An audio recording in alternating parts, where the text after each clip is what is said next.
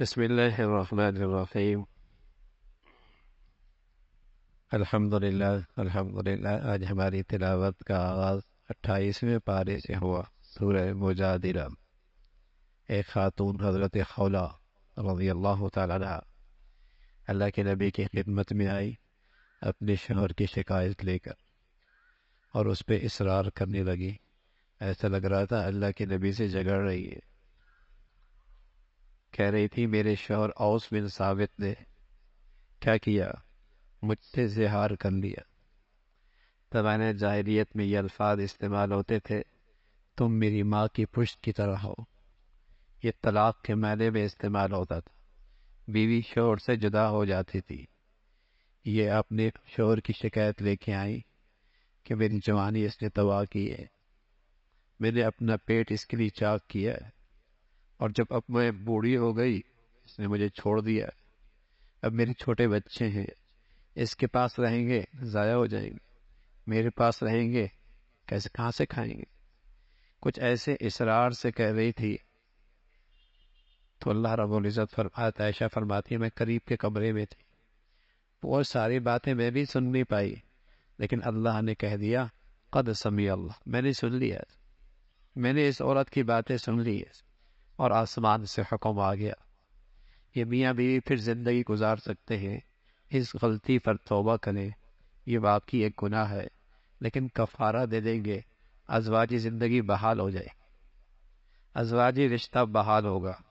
کفارہ دے دے، ایک غلام کو آزاد کر لیں، نہ ہو تو 60 مسکینوں کو کھانا کھلائیں، نہیں ہو تو پھر 60 دن کے روزے رکھیں۔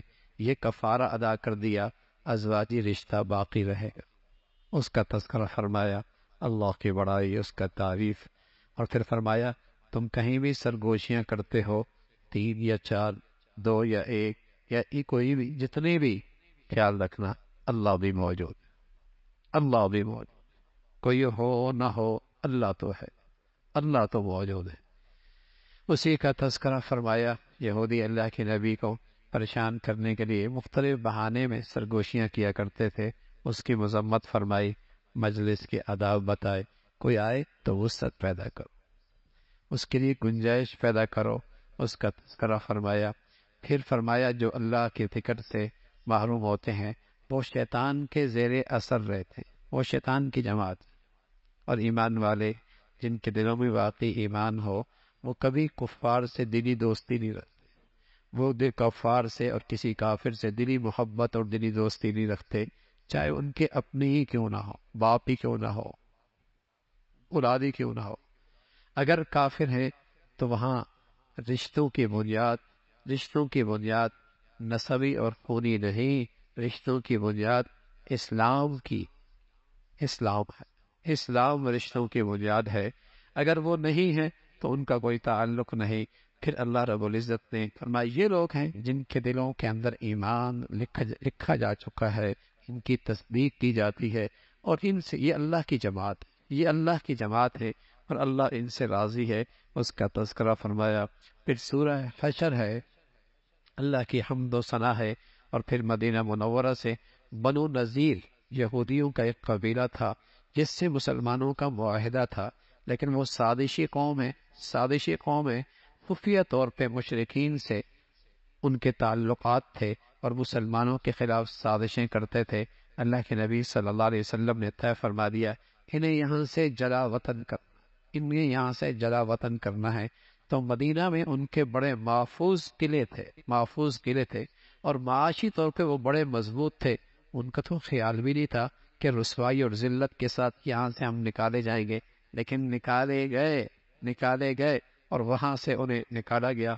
پھر حضرت عمر کا دور آیا، انہوں نے ان کو پورا جزیرہ عرب سے نکال دیا، اخرج الیہود من جزیرۃ العرب، پورے جزیرہ عرب سے نکل گیا۔ پھر یہ مسلمانوں کی نکمی پن ہے اور مسلمانوں کی یہ کمزوریاں ہیں۔ آج پھر یہودی ہر طرف سازشوں کا جال بن رہا ہے، اور اس کا نظریہ اور عقیدہ یہ ہے کہ مدینہ ہماری ریاست ہے، یہ ان کا مذہبی عقیدہ ہے۔ ہر طرف پورے عرب کے خطے کے اندر وہ مختلف انداز سے سازشیں اور ان سازشوں کے پیچھے وہی اور سب سے بڑی سازش کہ مسلمانوں کو تقسیم کر دو، ٹکڑوں میں بانٹ دو اور اس کی چھوٹی چھوٹی کالونیاں بنا دو اور پھر ان سب کو اپنے زیر اثر لے لو اور پھر جو چاہو پھر ان سے کرا لو، اور وہ اس سازش میں کامیاب ہے۔ پھر مال فے کا تذکرہ فرمایا کہ مال فے جو بغیر لڑے ہاتھ آ جائے اور مال غنیمت جنگ کے بعد حاصل ہو جائے، اس کی تقسیم اور اس کا طریقہ کار بتایا۔ پھر مخلص مخنصار کا تذکرہ فرمایا کہ ایمان کی نسبت سے کچھ لوگ ان کے پاس ہجرت کر کے آئے اور انہوں نے اپنے دل بڑے کی، انہوں نے ان کے لیے اپنے دل بڑے کر دیے اور اپنے گھر پیش کر دیے، اپنی زمینیں پیش کر دی اور اپنی زندگی کی ساری ان سہولیات ان کو سامنے پیش کر دی، اگرچہ خود ضرورت مند ہے لیکن وہ ایمان کی نسبت سے ان کی طرف ہجرت کر کے آئے نا، انہوں نے اپنے دل بڑے کر دیے، ان کا دامن وسیع ہو گیا اور سب کو اپنے ہاں رہائش دی، لیکن پھر اس کا بدلہ مہاجرین نے بھی خوب دیا، خوب ان کی حوصلہ افزائی کی۔ اللہ نے ان انصار اور مہاجرین کی تعریف فرمائی اور فرمایا ایمان والے اپنے دل کے اندر کسی ایمان والے کے لیے حسد اور کینہ اور بغض نہیں رکھتے، اور یہ جنت کی علامت ہے۔ کسی مسلمان کو اللہ ایسی نصیب فرما دے کہ اس کا دل حسد اور کینہ سے بغض سے پاک ہو، یہ جنتیوں کی علامت ہے، یہ جنتیوں کی علامت ہے۔ تو مسلمان اللہ خالص ایمان دے دے تو پھر ان گندگیوں کے ساتھ اس کے دل میں کوئی گنجائش نہیں ہے۔ پھر منافقین کی مذمت فرمائی، وہ کس طرح یہودیوں کا ساتھ دیتے ہیں۔ اللہ رب العزت نے ایمان والوں سے تلقین کر اللہ سے ڈرو اور اس دن سے ڈرو جس دن کوئی کسی کے کام نہیں آئے۔ قرآن کی تاثیر ہے، اس کی تاثیر تو اثر پہاڑوں پر بھی ہوتا ہے، پھر انسانوں کے دل پہ اس کا اثر کیوں نہ ہو؟ قرآن کی تاثیر تو ایسی ہے کہ پہاڑے بھی اس سے اثر لیتے ہیں، انسانوں کے دل کیوں اس کا اثر نہ لے؟ پھر اللہ کی بڑائی، اللہ کی تعریف کا تذکرہ ہے، اس کی صفات ہے۔ پھر سورہ ممتحنہ ہے، اللہ رب العزت نے اہل ایمان کو تلقین فرمائی، جو میرے دشمن وہ تمہارے دشمن۔ یاد رکھو، جو مسلمانوں کے خلاف سازشیں نہ کرے کافر اور مسلمانوں کے خلاف مسلمانوں کو تکلیف نہ پہنچائے، ان کے ساتھ اچھا سلوک سے پیش آؤ، یہ تو اسلام کا حکم ہے۔ لیکن جو مسلمانوں کے لیے سازشیں بن رہے ہیں اور ہمیشہ مسلمانوں کے خلاف جسے کہیں کہ مختلف انداز سے مسلمانوں کو رسوا کرنے کی اور تکلیف دینے کی درپے ہیں، ان کے ساتھ دوستانہ تعلقات کی اجازت نہیں ہے۔ ایک صحابی، مخلص صحابی حاتم ابن بلتا، انہیں جب پتہ چلا کہ اللہ کے نبی مکہ کی طرف سفر روانہ کرنے لگے ہیں، انہوں نے صرف اس خیال سے کہ اپنے خاندان جو مکہ میں رہتے ہیں ان کا تحفظ ہو جائے، انہوں نے یہ بات مکہ والوں کو بتا دی۔ اللہ کو یہ بات پسند نہیں آئی، تم ان کے اپنی اولاد کی اور اپنے رشتہ داروں کے تحفظ کے لیے راز کی بات دشمنوں کو بتا رہے ہو۔ اس کی مذمت فرمائی۔ اس مخلص صحابے نے توبہ کی اور فرمایا تمہارے لیے تو بہترین نمونہ ابراہیم علیہ السلام کی زندگی ہے، جنہوں نے کیسے اپنے تمام رشتہ داروں سے برات کا اعلان کیا اور صاف کہہ دیا میری دشمنی اس وقت تک تمہارے ساتھ باقی رہے گی جب تک کہ تم ایمان نہیں لے کے آؤ، جب تک کہ تم ایمان نہیں لے کے آؤ گے۔ اس کا تذکرہ فرمایا۔ پھر ایمان والوں کو تلقین فرمائی، اگر مکہ سے کوئی ہجرت کر کے خاتون آ جائے تو اس کا ایمان دیکھ لو، اگر وہ مخلص ایمان والی ہے پھر اپنے معاشرے میں اس کے لیے گنجائش پیدا کرو، گنجائش پیدا کرو۔ اور کافر کی اب وہ بیوی نہیں رہ سکتی اور کوئی کافر مسلمان عورت کا شوہر نہیں ہو سکتا، اس کا تذکرہ فرمایا۔ پھر اللہ کے نبی سے فرمایا یہ آپ کے پاس آئیں تو آپ ان سے بیعت کریں کہ شرک نہیں کریں گے، چوری نہیں کریں گے، زنا نہیں کریں گے، ناحق قتل نہیں کریں گے، کسی کو پر بہتان نہیں لگائیں گے، بچوں کو ناحق قتل نہیں کریں گے، ان بنیادوں پر ان سے بیعت کر لیں، اس کا تذکرہ فرمایا۔ پھر سورہ صف ہے، اللہ کی راہ میں جہاد فی سبیل اللہ میں صف کی مضبوطی کے ساتھ دشمن کا مقابلہ کرنا، اس کی تعریف ہے۔ اور پھر اللہ کے نبی کا جو انجیل میں تذکرہ ہے، انجیل میں تذکرہ ہے کہ آپ اللہ کے نبی ہیں، انجیل جو آپ سے پہلے نازل ہونے والی کتاب ہے اس میں احمد کا تذکرہ، پھر فرمایا اس میں اس نبی کے پاس ایک دین ہوگا اور وہ دین ساری دنیا پہ غالب آئے گا، چاہے کافر پسند کرے نہ کرے، چاہے مشرک کے لیے وہ بات کتنی ناگوار کیوں نہ ہو، اللہ نے یہ فیصلہ کر رکھا ہے۔ ایمان والوں سے کہا تم اللہ کے ساتھ تجارت کرو اور ایسی تجارت جس میں گھاٹا اور نقصان کوئی نہیں، تم جان مال کی قربانی دو، اللہ رب العزت تمہارے اس کے بدلے میں بہترین تمہارے لیے اللہ رب العزت نے زندگی رکھی ہے، اور وہ زندگی قابل رشک ہے۔ وَمَسَاكِنَ طَيِّبَةً فِي جَنَّاتِ عَدْنٍ، ہمیشہ کے محلات ہیں وہ، اور یہ بڑی کامیابی کی بات، یہ بڑی کامیابی کی بات ہے۔ اور عیسیٰ علیہ السلام نے اپنے حواریوں سے کہا اللہ کے دین کی حفاظت اشاعت میں کون میرا ساتھ دے گا؟ حواریوں نے اپنے پیغمبر کا ساتھ دیا، اللہ نے انہیں غالب کیا۔ ایمان والو تم بھی اپنی پیغمبر کے دین کا ساتھ دینا، اللہ تمہیں بھی غلبہ عطا فرمائیں گے۔ پھر سورہ جمعہ کا تذکرہ ہے، اللہ کی حمد و ثنا ہے، اور فرمایا کہ گدھے پہ کتابیں ہوں تو گدھا اس سے کوئی فائدہ نہیں اٹھاتا۔ ایسے یہودی بھی کتاب ان کے پاس بھی تھی تورات، لیکن اس آسمانی کے کتاب کے فیض سے یہ محروم تھے، یہ آسمانی کتاب کے فیض سے محروم تھے۔ یہ ایسی ان کی کتابیں تھی مکتب جیسے گدھے کے اوپر کتابیں رکھی ہوں، کوئی فائدہ آسمانی کتاب کا ان کا نہیں ہوا۔ اس کا تذکرہ فرمایا، پھر فرمایا کہ جمعے کا وقت اس کی اپنی فضیلت ہے، جمعے کے وقت میں آذان ہو جائے تو لین دین بے و شراب سب حرام، سب ناجائز ہے۔ نماز پہلے پڑھو، اس کا اہتمام پہلے کرو، پھر اس کے بعد تجارت کرو، پھر اس کے بعد تجارت کرو، اللہ تمہارے تجارت میں برکت عطا فرمائے۔ لیکن جمعے کی فضیلت اس کا اہتمام کرو، اور اس عظیم دن کی نہ قدری نہ کرو، اس کا تذکرہ فرمایا۔ اور پھر سورہ منافقون کا تذکرہ ہے۔ منافق آپ کے پاس جھوٹی زبانوں کے ساتھ آپ کی رسالت کی گواہی دیتے تھے، اللہ کی وحدانیت کی بات کرتے تھے، اللہ کہتے جھوٹے ہیں، جھوٹے، زبان کے کچھ اور ہیں، اندر کے کالے اور سیاہ ہیں، اندر کے کالے اور سیاہ ہیں، زبان کے یہ بول ہیں۔ اور پھر ان منافقین کا کفر نفاق کھل کے سامنے آیا۔ ایک موقع پہ حضور علیہ السلام اور آپ کے ساتھیوں کے بارے میں کہنے لگے یہ لوگ مدینہ میں آ گئے، ٹھہرنے لگے، ہم ان ذلیل لوگوں کو یہاں سے نکال دیں گے۔ اللہ رب العزت نے جواب دیا عزت اللہ کی، اللہ کے رسول کی، اہل ایمان کی، ان منافقوں کو کیا پتا، ان منافقین کو کیا پتا ہے۔ پھر ایمان والوں کو تلقین فرمائی، ایمان والوں تمہیں تمہاری مال و دولت کہ اللہ کیسے غافل نہ کر دے، اور اللہ کی تعمیری حکم سے تمہیں کہیں محروم نہ کر دے، خرچ کرو اللہ کے راستے میں اس سے پہلے کہ موت آ جائے۔ اور پھر جب موت آتی ہے تو انسان حسرت کرتا ہے، اے اللہ مہلت دے دے بڑا نیک بن جاؤں گا اور بڑا صدقہ کروں گا، مہلت دے دے نیک بن جاؤں گا بڑا صدقہ کروں گا، لیکن وہ حسرتیں میری حسرتیں رہ جائیں گی۔ پھر سورہ تغابن کا تذکرہ ہے، اللہ کی بڑائی، اللہ کی عظمت۔ تغابن اللہ کے عذاب کا ایک نام ہے، نیک لوگوں کے لیے جنت میں ٹھکانہ ہے، اور بدی کی زندگی گزارنے والے اور اس پہ مرنے والے ان کے لیے بہت بری جگہ ہے۔ پھر فرمایا جو بھی مصیبت آتی ہے اللہ کے حکم کے بغیر تو نہیں آتی، خیال رکھنا مال و دولت ایک آزمائش ہے، مال و دولت آزمائش ہے، اس میں اگر کامیابی چاہتے ہو تو اس میں اللہ کے حکم کی تعمیل کیا کرو، اور اولاد کی تربیت کی فکر کیا کرو۔ اللہ کو جو قرض حسنہ دے گا اللہ کئی گنا بڑھا کے واپس عطا فرمائیں گے۔ اس کا تذکرہ پھر سورہ طلاق کا تذکرہ ہے، اور خاص طور پہ طلاق، اور پھر اس کی عدت، اور پھر دودھ پیتے بچے اس کی ذمہ داری کس کے سپرد ہے اور اس کا خرچہ کس کے ذمہ ہے، اس کا تذکرہ فرمایا۔ طلاق 3 دینا حرام ہے، حرام، لیکن 3 طلاقیں حرام ضرور ہیں لیکن طلاق ہو جاتی، جیسے بکری کا گلا دبا کر اس کو مار دیا، حرام ہے نا، مر تو جائے گی نا بھائی، مر تو جائے گی نا۔ صحیح طریقہ کیا ہے؟ اس کو صحیح طریقے سے ذبح کرو۔ لیکن اگر آپ نے حرام طریقے سے اسے مار دیا، گلا دبا دیا، تو مر تو پھر بھی جائے گی بھائی، 3 طلاقیں دے دیں گے بیوی تو پھر بھی ہاتھ سے چلی جائے گی، اگرچہ حرام طریقے سے گئی۔ صحیح طریقہ کیا تھا؟ 1 طلاق دیتے، چھوڑ دیتے، اس کی 3 ماہواریاں ہوتی، خود بخود وہ بیوی نہ رہتی، اور تمہارے پاس گنجائش باقی تھی، کسی وقت ندامت، شرمندگی، ازواجی تعلق نکاح کے بعد قائم ہو سکتا۔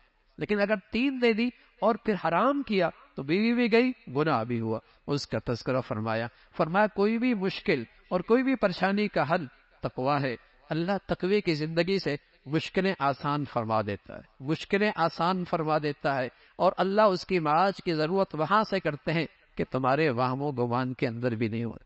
ہر مشکل کی آسانی تقوی اور تقوی کے اور پرہیزگاری کی زندگی، نیکی کی زندگی نہیں بتائی، تقوی کی زندگی بتائی۔ آج مسلمان نیکیاں کرتا ہے، تقوی اختیار نہیں کرتا، اس لیے مشکلات کا شکار ہے۔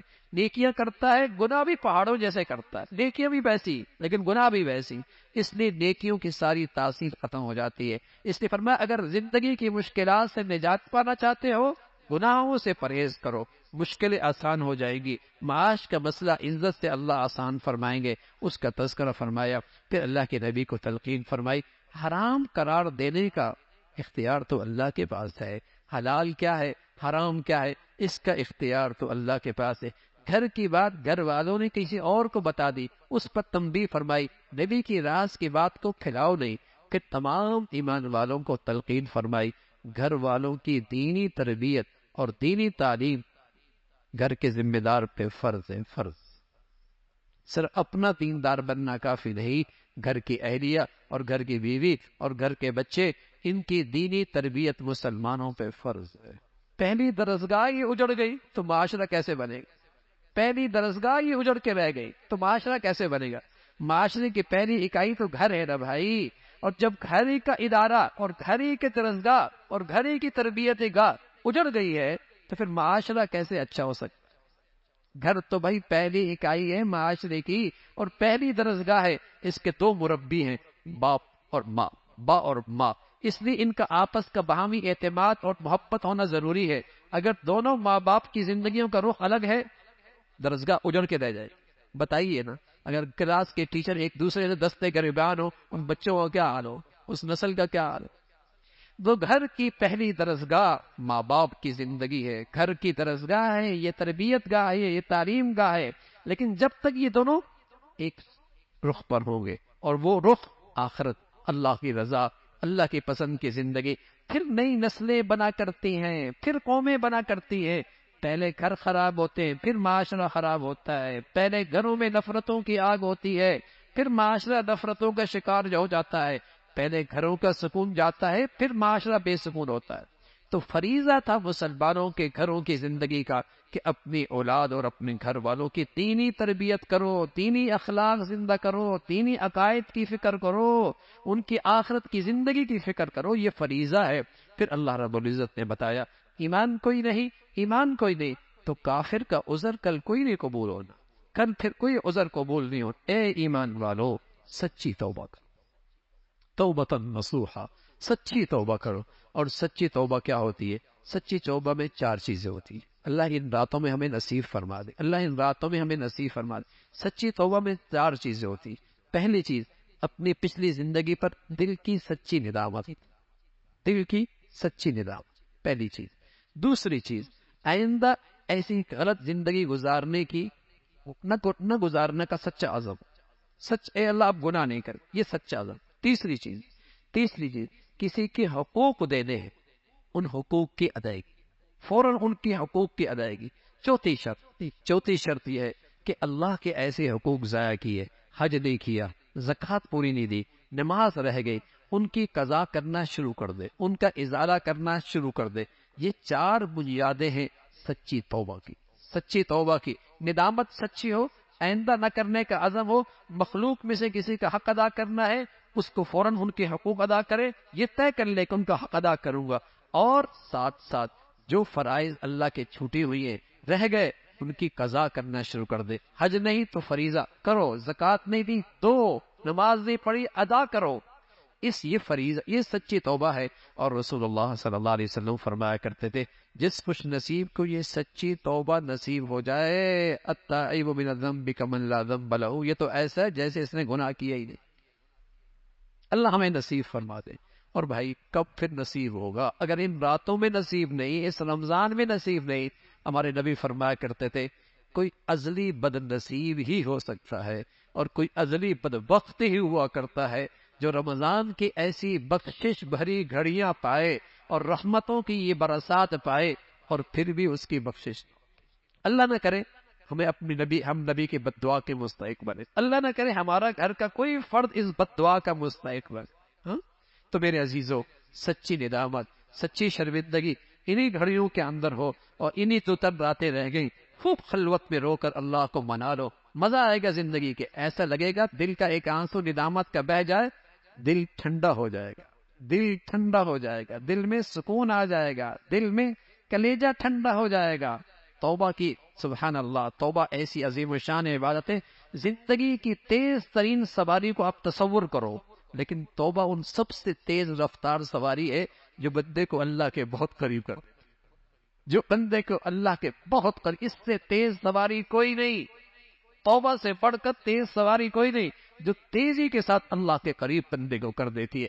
کہاں کہاں راندہ درگاہ تھا، کہاں ندامت کا آنسو پڑا اور ندامت اور شرمندگی کی، اللہ کے قرب کا اعلیٰ درجہ، اللہ کے قرب کا اعلیٰ درجہ ملا۔ تو میرے عزیزو، ضائع نہ کرنا ان گھڑیوں کو، ان ضروری گھڑیوں کو ضائع نہ کرنا۔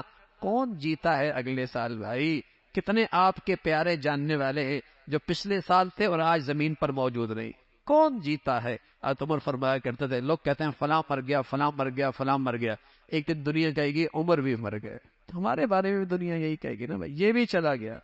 ہاں، تو میرے عزیزو، توبتن نصوحا، سچی توبہ کرنا، سچی توبہ کرنا۔ اور پھر اللہ رب العزت نے ان 4 عورتوں کا تذکرہ فرمایا۔ 2 عورتیں نافرمان، نافرمان، اور ان کے نافرمان عورتیں، لیکن اس نافرمانی کی انہیں سزا ملی، نبی کی رسالت بھی اور پیغمبر کی نیکی بھی انہیں اس عذاب سے نہ بچا سکی، نبی کی رسالت بھی اور نبی کی نیکی بھی ان کی بدعمالیوں کی سزا سے انہیں نہ بچا سکی۔ اور 2 عورتیں وہ ہیں جو غلط ماحول میں، برے ماحول میں ایمان پر ثابت قدم رہی، شرم و حیا کی زندگی اختیار کی، اللہ نے ان کا بھی تذکرہ فرمایا۔ ایک فرعون کی اہلیہ تھی، دوسرا حضرت مریم تھی، ان کی تعریف اور جنت میں ان کا ٹھکانہ، اس کا تذکرہ فرمایا۔ اللہ عمل کی توفیق نصیب فرما دے۔